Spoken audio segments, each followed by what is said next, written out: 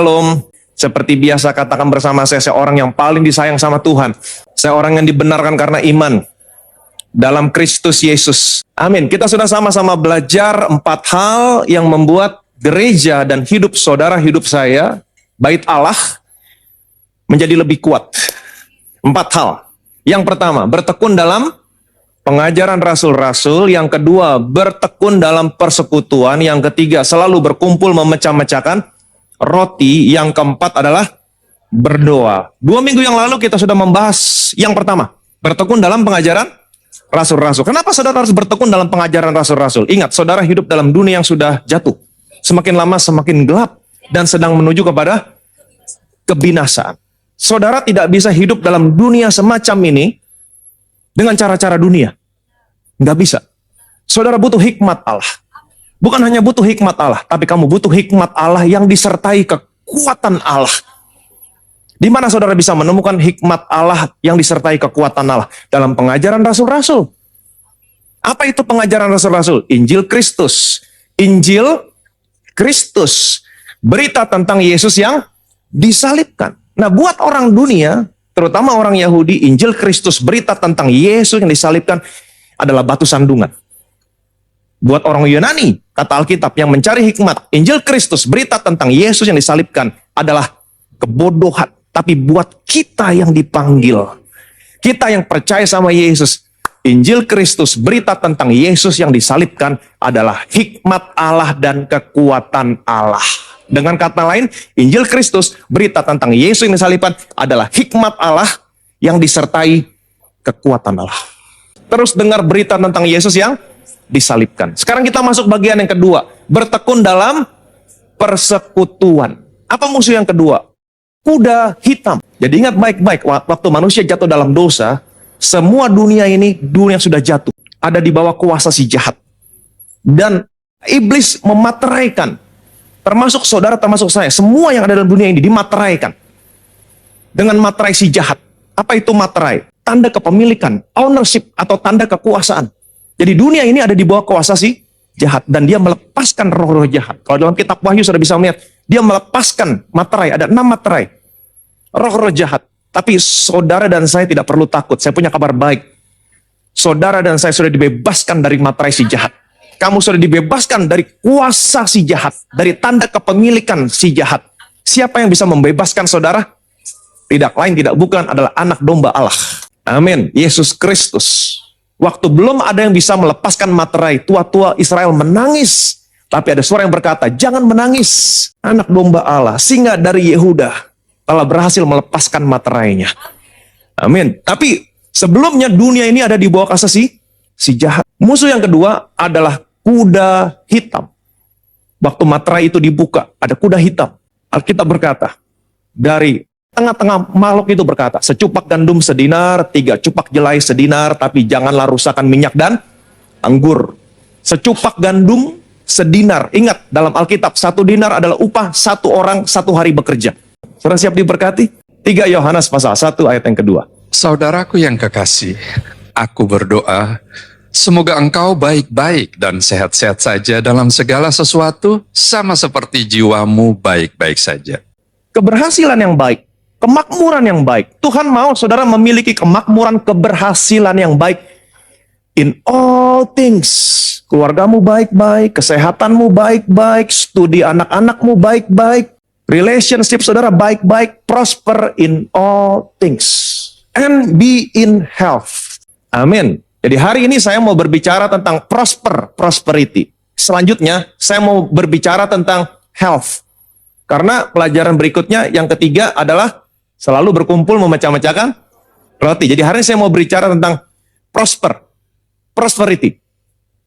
Kemakmuran dan keberhasilan yang baik. Saya tahu banyak gereja, banyak orang Kristen yang menyalahgunakan kata prosperity. Itu sebabnya banyak gereja yang tidak berani menyentuh area ini. Waktu gereja mulai berbicara area ini, maka gereja langsung diintimidasi. Wah, ini gereja nih, pendetanya nih ngomong berkat-berkat, duit-duit, Injil, kemakmuran. Nanti dulu. Dalam Alkitab saudara, tidak ada Injil kemakmuran. Injil dalam Alkitab cuman ada 3 sebutan. Yang pertama, Injil kasih karunia Allah. Yang kedua, Injil damai sejahtera Allah. Yang ketiga, Injil Kristus. Nggak ada Injil kemakmuran. Kemakmuran bukan Injil. Kemakmuran bukan Injil. Tapi kalau Injil tidak memberikan dampak sama saudara. Apa itu Injil? Kabar baik. Kabar baik tentang siapa? Tentang Yesus, tentang pekerjaan yang sudah dia selesaikan. Kalau kabar baik tentang pekerjaan yang sudah dia selesaikan tidak memberikan dampak sama saudara, maka Injil adalah kebohongan. Amin. Jadi kabar baik selalu memberikan dampak sama saudara. In all things. Itu sebabnya hari ini saya mau mengajak saudara untuk sama-sama belajar bagaimana caranya kamu tetap diberkati dalam situasi ekonomi yang sulit, tapi bukan menurut caranya dunia atau cara manusia, tapi menurut caranya Allah. Caranya Allah adalah menabur, memberi. Ingat pelajaran tentang Ishak. Ishak menghadapi situasi kelaparan. Dan ini bukan kelaparan yang pertama kali terjadi pada zaman Abraham, kata Alkitab. Waktu terjadi kelaparan, apa yang Allah katakan sama Ishak? Jangan pergi ke Mesir. Mesir berbicara tentang dunia. Menabur. Bagaimana caranya kita tetap diberkati dalam situasi sulit? Dengan cara-caranya Tuhan, bukan dengan cara manusia. Caranya Tuhan adalah menabur. Memberi.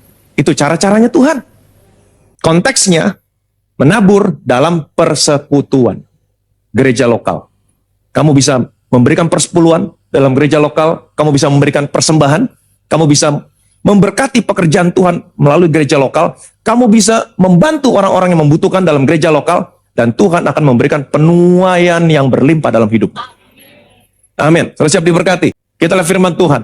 Melkisedek, Raja Salem, membawa roti dan anggur.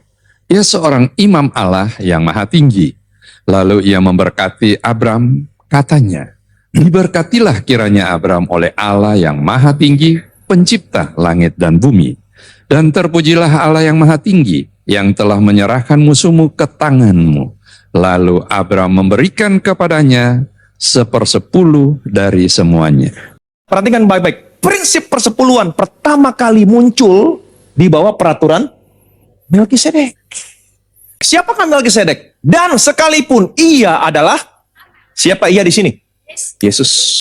Ia telah belajar menjadi taat dari apa yang telah dideritanya melalui kematiannya. Dan sesudah ia mencapai kesempurnaannya, ia menjadi pokok keselamatan yang abadi bagi semua orang yang taat kepadanya. Allah begitu mengasihi saudara, begitu mengasihi saya. Dia berikan anaknya yang tunggal datang ke dalam dunia ini menjadi manusia. Dan anaknya taat. Bahkan taat sampai mati.